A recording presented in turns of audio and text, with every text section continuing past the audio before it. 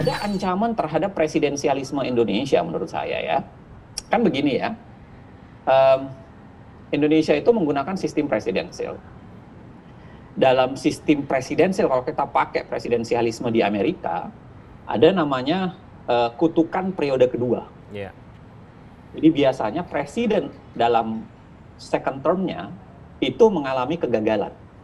Penyebabnya ada banyak, ya. Walaupun sebagian membicarakan lebih bersifat mistikal, kutukan dari presiden yang pertama itu ada banyak perdebatan-perdebatannya. Tapi kalau kita lihat di Indonesia agak berbahayanya karena 2022 menurut saya paling lambat partai-partai udah mengalami fragmentasi dan presiden akan kehilangan dukungan dari partai.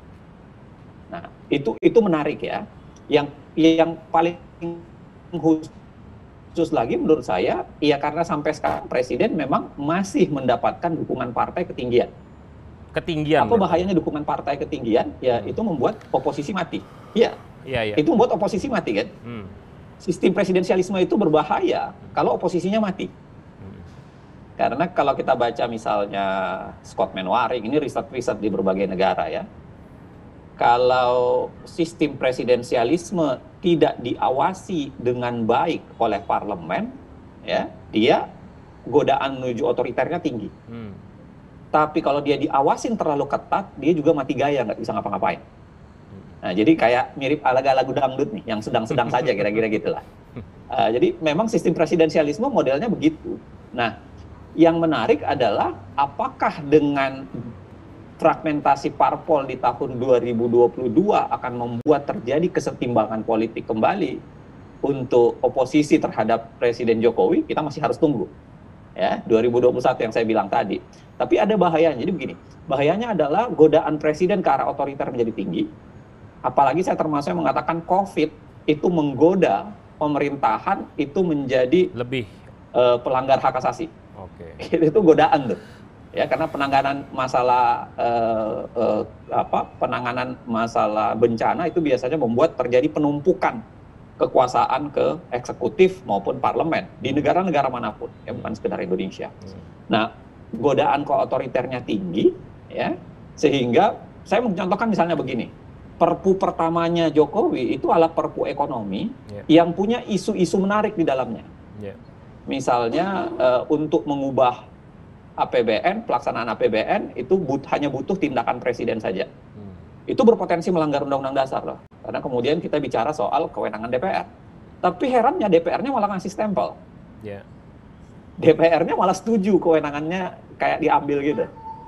Dalam berbagai undang-undang yang lain juga terjadi begitu. Begitu banyak undang-undang yang isu-isu oposisi itu nyaris tidak ada. Semuanya langsung didok-dok begitu saja. Dan itu menurut saya sinyal berbahaya karena godaan ke arah otoriter menjadi tinggi.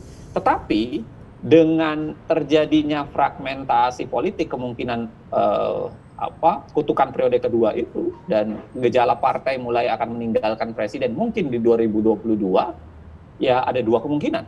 Saya mengatakan ada kemungkinan bahwa akan terjadi lahirnya kembali oposisi ya ataukah kemudian bukan lahirnya oposisi tapi yang terjadi hanyalah ya kritik kayak penyimpangan saja, bukan berarti terjadinya oposisi yang lebih kuat, tapi penyimpangan terhadap kinerja presiden yang akan bisa terhambat. Kita bisa lihat ada beberapa menteri yang sebenarnya sudah mulai menyalakan mesin kan untuk menjelang 2024. Nah, poin saya itu, jadi 3 catatan yang paling besar menurut saya menarik adalah tentu saja dalam sistem pembuatan hukum. Kita bicara soal undang-undang MK yang buruk sekali, kita bicara soal undang-undang Minerba yang sangat buruk, kita bicara soal undang-undang KPK, undang-undang MK, undang-undang Cipta Kerja, ya, yang melahirkan semacam autokratik legalism di dalamnya. Bahkan ada yang bisa menduga, ada yang menuliskannya menjadi semacam sophisticated authoritarianism, ya, itu soal lain tuh. Kita bisa dibincangkan kemudian. Tapi yang kedua adalah pada saat yang sama godaan COVID meninggi dan kemudian presiden kelihatannya tidak mendapatkan oposisi yang berarti. Untuk menjadi penyeimbang. Bahayanya adalah godaan otoritarianisme yang menjadi tinggi. Dan yang ketiga soal pemberantasan korupsi yang menurut saya